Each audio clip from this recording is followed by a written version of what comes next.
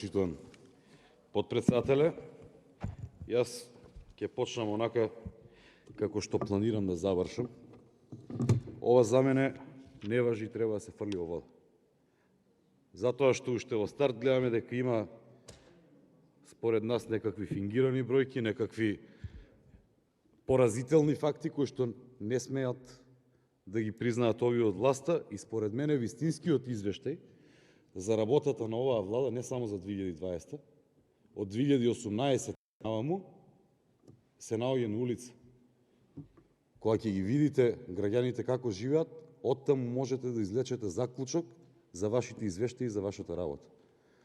Овие бројки навистина не кореспондираат со она што гледаме секојдневно по улиците и во нашата Република Македонија.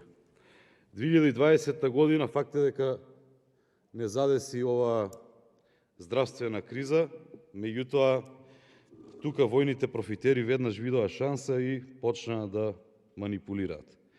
2020 година е годината кога имавме нови 9855 семејства корисници на социјална помош.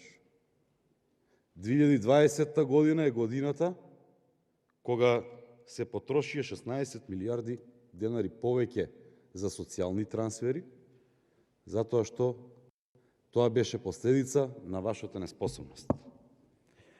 2020 година е годината кога се правеа експерименти со закони за повраток на ДДВ и кога предвидувавте по 170 милиони евра дека ќе има промет за еден викенд, меѓутоа бројките испадаа со 95,3% промашување, односно за тие викенди беше прометот само 8 милиони евра, поради немоќта на граѓаните да потрошат и да купат нешто повеќе од основните потреби за храна, односно за преживување.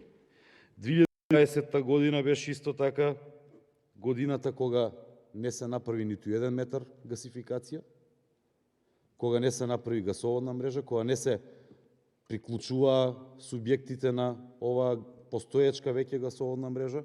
2020 година ниту една нова технолошко-индустријска зона не се проектираше и затоа ви велам дека извештајот моментално е на улица.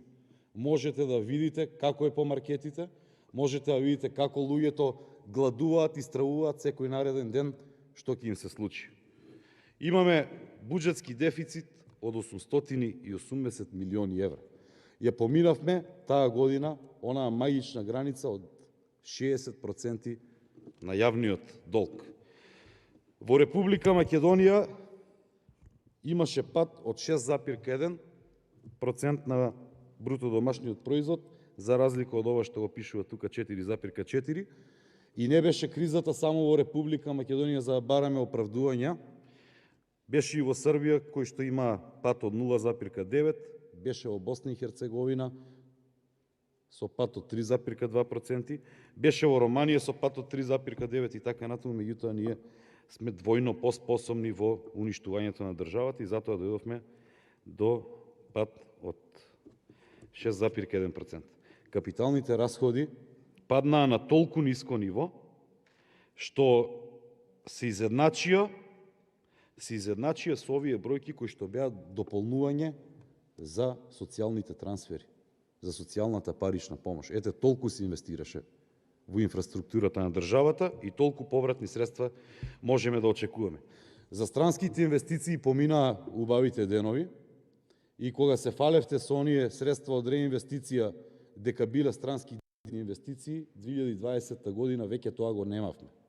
И во 2020 година имавме само 274 милиони евра странски инвестиции, за разлика од Босна со 371 милион, Албанија 1,1 милиарда и Србија 3,44 милиарди.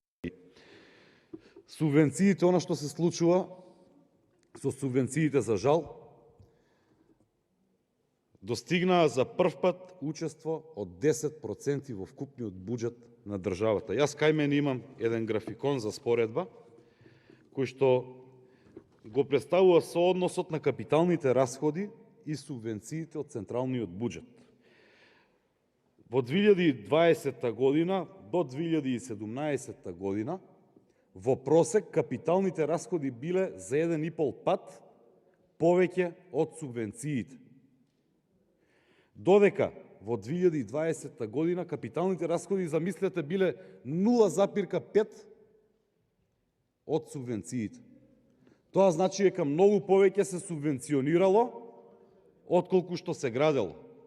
Но за жал се субвенционираа ваучери, се субвенционираа одмори и сега гледаме каков е ефектот од тие ваши субвенции и практично која беше намерата на тие ваши субвенции во 2020 година, односно дека намерата беше да се подкупат гласачите, да се поминат изборите, па ко преживи причаче.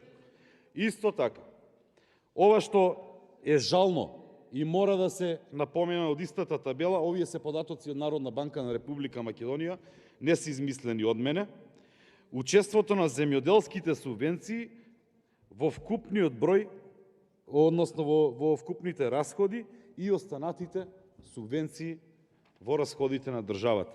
Значи, субвенциите од земјоделие имале 1,9% учество, предходно во просек 1,7%, за подоцна од 2018 година да дојдат на 2,4%, да се качат на 3,8% и понатаму во 2020 година вкупната сума на субвенциите, тука вклучително и оние земјоделските скокаат на 3,5%, а вкупниот дел на субвенциите веќе, како што кажав, надминува 10%, и токму затоа што ете паметно сте инвестирале таа година, ќе слушаме годинава како Стево Пендаровски кажа го плаќале за го плукаат или зимал пари за да ги трпи незадоволството на граѓаните.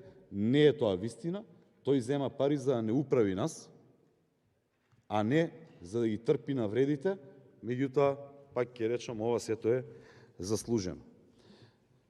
Државниот завод за ревизија, она што го има утврдено, уште една можеби смешна, можеби страшна работа,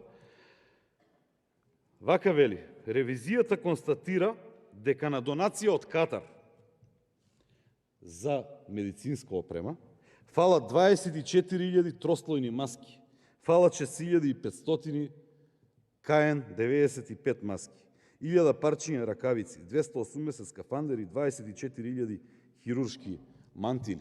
Ете, така вие искористивте оваа прилика за да може повеќе да се украде отколку да се направи, и пак ќе кажам, последиците ги трпиме сите. Бразилските респиратори се уште не стаса.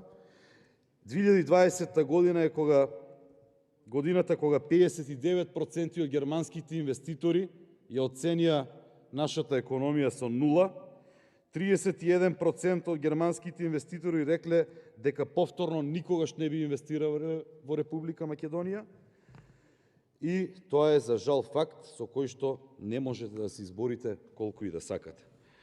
ММФ во 2020 година исто така издвојува 118 милиарди долари за помош на земјите од третиот свет за справување со ковид кризата, меѓу кои и Република Македонија, која што зема 192 милиони евра од овие средства, за подоцна да констатира директорката на ММФ дека на парите не им се знае трагот. И за овие средства во многу држави уште сега има луѓе кои што лежат по затворите и луѓе кои што си оплаќаат она што си го заслужиле. За жал во Република Македонија судството онакво какво што е, се уште не може да спроведе, меѓутоа се надевам дека сите ќе ги стаса овие што си имаат вмешано во губењето на трагот на тие 192 милиони евра. И уште една работа која што за жал сега ја гледаме и пак ќе речеме последица на лошото и непланското работење во однос на земјоделието. Затоа што еве утре Србија го запира извозот, навистина Господ да ни помош од утре како ќе преживуваме натаму. Меѓутоа има еден факт. Во 2014 година од работоспособното население во Република Македонија 18,5% биле вработени во сектор земјоделие или во бројки 127.438.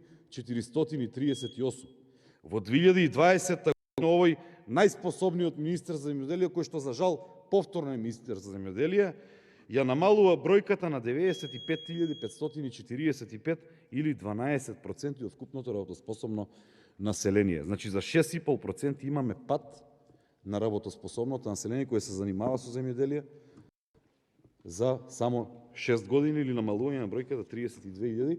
Привршувам, почитувам подпредседателе, како што почнав, овој извештај воопшто не ме интересира и воопшто не ја представува реалната слика која што ни се случува во Република Македонија. Излезете надвор, погледнете во вистинскиот извештај. Благодарам.